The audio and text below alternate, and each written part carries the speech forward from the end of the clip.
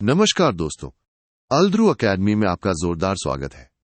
आज हम एमए राजनीति विज्ञान के जून 2026 परीक्षा के लिए सब्जेक्ट कोड MEGP 08 यानी समकालीन समस्याएं और गांधी के सेक्शन ए के सबसे महत्वपूर्ण प्रश्नों को बिल्कुल आसान भाषा में कवर करेंगे। तो चलिए बिना किसी देरी के शुरू करते हैं। पहला प्रश्न है, गांधी नारी सशक्तिकरण को क्यों महत्वपूर्ण मानते थे और दहेज प्रथा जैसी बुराइयों के अंत के लिए उनके द्वारा सुझाए गए साधनों की विवेचना कीजिए। दोस्तों, स्क्रीन पर देखिए, ये सवाल कितनी बार रिपीट हुआ है। दिसंबर 2018, 2020, 2022, जून 2023, 2024। इसे तो आप घोल कर पी जाइए, बहुत ही महत्वपूर्ण प्रश्न है। इसका जवाब बहुत सीधा है दोस्तों। गांधी जी मानते थे कि नारी शक्ति के बिना राष्ट्र का निर्माण अधूरा है। वो देश की आधी आबादी है और दहेज जैसी बुराइयों को खत्म करने के लिए उन्होंने सबसे ज्यादा जोर दिया बालिकाओं की शिक्षा और उन्हें आत्मनिर्भर बनाने पर। उनका मानना था कि जब एक लड़की पढ़ी लिखी और अपने पैरों पर खड़ी होगी तो दहेज जैसी कुप्रथा अपने आप खत्म हो जाएगी। अगला प्रश्न है, शांति सेना से आप क्या समझते हैं? इसकी भूमिका, उद्देश्य और महत्व को समझाइए। और ये देखिए, एक और सुपर इंपॉर्टेंट सवाल लगभग हर साल परीक्षा में पूछा गया है। इसे भी बहुत ध्यान से समझिएगा। दोस्तों, शांति सेना क्या थी? इसको आप ऐसे समझिए, गांधी जी द्वारा बनाया गया एक अहिंसक सैनिकों का संगठन था। इसका मुख्य उद्देश्य था समाज में होने वाले झगड़ों और विवादों को बिना किसी हिंसा के बातचीत से सुलझाना। गांधी जी चाहते थे कि एक दिन ये शांति सेना हमारी सशस्त्र सेनाओं की जगह ले ले। प्रश्न संख्या 3, गांधी की नई तालीम शिक्षा व्यवस्था के प्रमुख उद्देश्य, सिद्धांत और आज के समय में इसकी प्रासंगिकता को समझाइए। दोस्तों, ये सवाल भी परीक्षा में बार बार आता है, तो इसे भी अच्छे से तैयार कर लीजिए। गांधी जी की नई तालीम सिर्फ किताबी ज्ञान नहीं थी। इसका मुख्य उद्देश्य था बच्चों का संपूर्ण विकास करना, मतलब दिमागी भी और शारीरिक भी।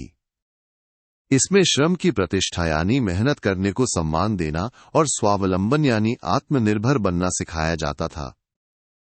और ये आज भी उतना ही प्रासंगिक है, क्योंकि आज की शिक्षा व्यवस्था को भी इन गुणों की बहुत जरूरत है। चौथा प्रश्न है, गांधी द्वारा कल्पित आदर्श विकेंद्रीकृत राजनीतिक व्यवस्था और ग्राम स्वराज की अवधारणा की विवेचना कीजिए। ये भी एक बहुत ही महत्वपूर्ण प्रश्न है जो कई बार पूछा गया है। यहां ध्यान देने वाली बात यह है कि गांधी जी एक ऐसी राजनीतिक व्यवस्था चाहते थे जिसमें शक्ति ऊपर से नीचे नहीं बल्कि नीचे से ऊपर जाए। इसी को उन्होंने ग्राम स्वराज कहा। इसका सीधा सा मतलब है ये एक ऐसा लोकतंत्र जिसमें कोई बड़ा राज्य ना हो और असली सत्ता गांव के हर एक व्यक्ति के हाथ में हो। हर गांव अपने आप में एक गणराज्य हो। प्रश्न संख्या 5, परिवार के बारे में गांधी के विचारों का परीक्षण कीजिए और उनके इस कथन को समझाइए कि परिवार के प्रत्येक सदस्य को साधन नहीं साध्य माना जाना चाहिए। ये भी एक रिपीटेड क्वेश्चन है दोस्तों। इसका मतलब बहुत गहरा है। गांधी जी कहते थे कि परिवार में किसी भी सदस्य का इस्तेमाल किसी दूसरे के लक्ष्य को पूरा करने के लिए नहीं होना चाहिए। हर सदस्य, चाहे वो महिला हो, पुरुष हो या बच्चा, अपने आप में एक लक्ष्य है, एक साध्य है। सभी को बराबर सम्मान और अपनी जिंदगी जीने की आजादी मिलनी चाहिए। दोस्तों, 1 मिनट रुकिए। अगर आप इस परीक्षा में 75% से ज्यादा मार्क्स पक्के करना चाहते हैं तो इस पूरी सब्जेक्ट की कंप्लीट गाइड को जरूर डाउनलोड करें। ये एक PDF बुकलेट है जिसमें सभी महत्वपूर्ण प्रश्न और उनके उत्तर आसान भाषा में दिए गए हैं। इसे डाउनलोड करने का डायरेक्ट लिंक नीचे डिस्क्रिप्शन बॉक्स में दिया गया है। अभी क्लिक करें। चलिए आगे बढ़ते हैं। प्रश्न 6 है, गांधी ने सांप्रदायिक एकता को किस प्रकार परिभाषित किया और इसे स्थापित करने के लिए क्या साधन सुझाए? ये भी एक बहुत ही कॉमन सवाल है। गांधी जी के लिए सांप्रदायिक एकता का मतलब सिर्फ अलग अलग धर्मों के लोगों का साथ रहना नहीं था। उनके लिए इसका मतलब था दिलों की एकता, एक ऐसी एकता जो कभी टूट न सके। और इसे हासिल करने के लिए उन्होंने 2 रास्ते बताए, सत्याग्रह और सभी धर्मों के प्रति सहिष्णुता यानी एक दूसरे के धर्म का सम्मान करना। प्रश्न 7, UNDP प्रतिवेदन 1994 के अनुसार मानव सुरक्षा के विभिन्न आयामों की विवेचना कीजिए। ये सवाल भी कई बार आया है। तो दोस्तों, 1994 की UNDP रिपोर्ट ने मानव सुरक्षा को 2 मुख्य भागों में बांटा। पहला भय से मुक्ति यानी युद्ध, हिंसा और अपराध से सुरक्षा, और दूसरा अभावों से मुक्ति यानी गरीबी, भूखमरी और बीमारी से सुरक्षा। ये दोनों ही मानव सुरक्षा के लिए जरूरी हैं। अगला प्रश्न, गांधी भारत जैसे देश के लिए लघु स्तरीय और कुटीर उद्योगों का समर्थन क्यों करते थे? ये भी एक महत्वपूर्ण सवाल है। गांधी जी बड़ी बड़ी फैक्ट्रियों की जगह छोटे और घरेलू उद्योगों पर जोर देते थे। क्यों? क्योंकि इससे सत्ता और पैसा कुछ लोगों के हाथ में जमा नहीं होता, बल्कि गांव-गांव तक पहुंचता है।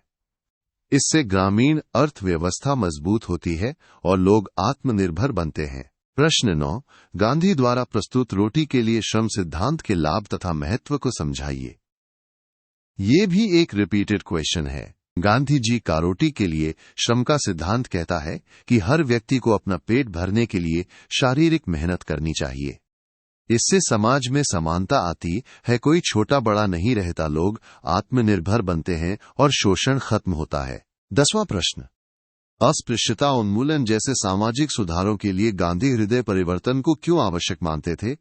इस संबंध में उनके विचारों को स्पष्ट कीजिए। गांधी जी का मानना था कि छुआछूत जैसी बुराई सिर्फ कानून बनाने से खत्म नहीं होगी। असली और स्थायी बदलाव तभी आएगा जब लोगों का दिल बदलेगा, जब ऊंची जाति के लोग खुद ये महसूस करेंगे कि ये गलत है। इसी को उन्होंने हृदय परिवर्तन कहा। सच्चा सुधार अंदर से आता है, बाहर के दबाव से नहीं। प्रश्न 11, साधनों एवं लक्ष्यों की पवित्रता पर गांधी के विचारों का महत्व समझाइए। ये गांधी जी के विचारों का मूल है। उनका कहना था कि अगर आपका लक्ष्य पवित्र है, जैसे कि आजादी, तो उसे पाने का रास्ता या साधन भी पवित्र होना चाहिए, जैसे कि अहिंसा। अगर आप गलत रास्ते से अच्छा लक्ष्य पाना चाहेंगे तो वो लक्ष्य भी दूषित हो जाएगा। प्रश्न 12, गांधी द्वारा प्रतिपादित ट्रस्टीशिप सिद्धांत को इसकी प्रासंगिकता सहित समझाइए। ये भी एक महत्वपूर्ण सवाल है। ट्रस्टीशिप का सिद्धांत बहुत दिलचस्प है।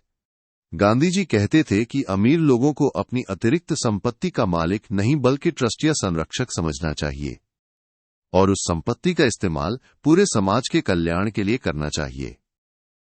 इससे समाज में आर्थिक असमानता कम होगी। प्रश्न 13, गांधी के अनुसार राष्ट्रभाषा की अनिवार्य विशेषताएं बताइए। गांधी जी के अनुसार राष्ट्रभाषा ऐसी होनी चाहिए जो सरकारी कामकाज में आसानी से इस्तेमाल हो सके, जिसे देश के ज्यादातर लोग बोलते और समझते हों, और जो सीखने में बहुत ही आसान और सरल हो। अगला प्रश्न, क्या गांधी सभी प्रकार के औद्योगिकरण और मशीनीकरण का विरोध करते थे? तर्क सहित समझाइए। नहीं दोस्तों, ये एक आम गलत फहमी है। गांधी जी हर तरह की मशीन के खिलाफ नहीं थे। वो सिर्फ उस अंधाधुंध यंत्रीकरण का विरोध करते थे जो इंसान को बेरोजगार बना दे। वो कुछ जरूरी चीजों के लिए भारी उद्योगों का समर्थन भी करते थे। प्रश्न 15, आतंकवाद की समस्या से निपटने के लिए गांधीवादी समाधान या तरीके बताइए। गांधीवादी तरीके से आतंकवाद से निपटने का मतलब है हिंसा का जवाब हिंसा से न देना। इसके बजाय हिंसक प्रतिरोध करना, बातचीत से विवादों को सुलझाना और सबसे जरूरी उन मूल कारणों को खत्म करना जिनकी वजह से आतंकवाद पनपता है, जैसे गरीबी और अन्याय। दोस्तों, एक और जरूरी बात, सिर्फ MAGP 08 ही नहीं, बल्कि आपके MA पॉलिटिकल साइंस के सभी विषयों के प्रीमियम गाइड्स उपलब्ध हैं, जैसे MAPS 01, 02, 03 और बाकी सभी। इन सभी को डाउनलोड करने का लिंक भी आपको नीचे डिस्क्रिप्शन बॉक्स में मिल जाएगा। प्रश्न 16, किसी एक भारतीय नेता का नाम बताइए जिन्होंने गांधी की शांति सेना संबंधी विचार को मूर्त स्वरूप प्रदान करने का प्रयास किया। इसका सीधा सा जवाब है विनोबा भावे। जी हाँ, विनोबा भावे ने गांधी जी के शांति सेना के विचार को असलियत में उतारने का भरपूर प्रयास किया था। प्रश्न 17, समाज में राजनीति की सकारात्मक भूमिका पर गांधी के विचार बताइए। आज की राजनीति से बिल्कुल अलग। गांधी जी राजनीति को सत्ता हासिल करने का खेल नहीं मानते थे।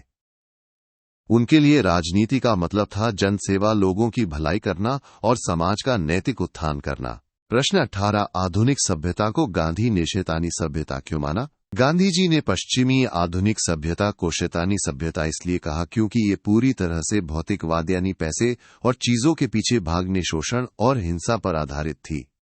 उनका मानना था कि ये सभ्यता इंसान का नैतिक पतन करती है। प्रश्न 19 स्वैच्छिक सार्वजनिक प्रयास और राज्य हस्तक्षेप के आधार पर सामाजिक परिवर्तन लाने के प्रयासों के बीच गांधी ने किसको वरीयता दी और क्यों? गांधी जी ने हमेशा स्वैच्छिक प्रयासों को प्राथमिकता दी। उनका मानना था कि जब लोग खुद अपनी इच्छा से दिल से किसी बदलाव के लिए प्रयास करते हैं तो वो बदलाव स्थायी होता है। राज्य के हस्तक्षेप या कानून के डर से लाया गया बदलाव ऊपरी होता है। और हमारा आखिरी प्रश्न 20 भारत में ब्रिटिश शासन को गांधी यहाँ की सांप्रदायिकता की समस्या का एक प्रमुख कारण क्यों मानते हैं? इसका कारण बहुत स्पष्ट है। गांधी जी का मानना था कि अंग्रेजों ने भारत पर राज करने के लिए फूट डालो और राज करो की नीति अपनाई। उन्होंने जानबूझकर हिंदू और मुस्लिमों के बीच नफरत और विभाजन के बीज बोए, जिससे सांप्रदायिकता की समस्या पैदा हुई। तो दोस्तों, ये थे हमारे टॉप 20 सबसे महत्वपूर्ण प्रश्न। मुझे उम्मीद है कि ये आपके लिए बहुत मददगार साबित होंगे। चैनल को सब्सक्राइब करना और वीडियो को लाइक करना मत भूलिएगा। और हाँ, पीडीएफ गाइड के लिए डिस्क्रिप्शन बॉक्स जरूर चेक करें। याद रखिए, मेहनत का फल सफलता है। आपकी परीक्षाओं के लिए बेस्ट ऑफ लक।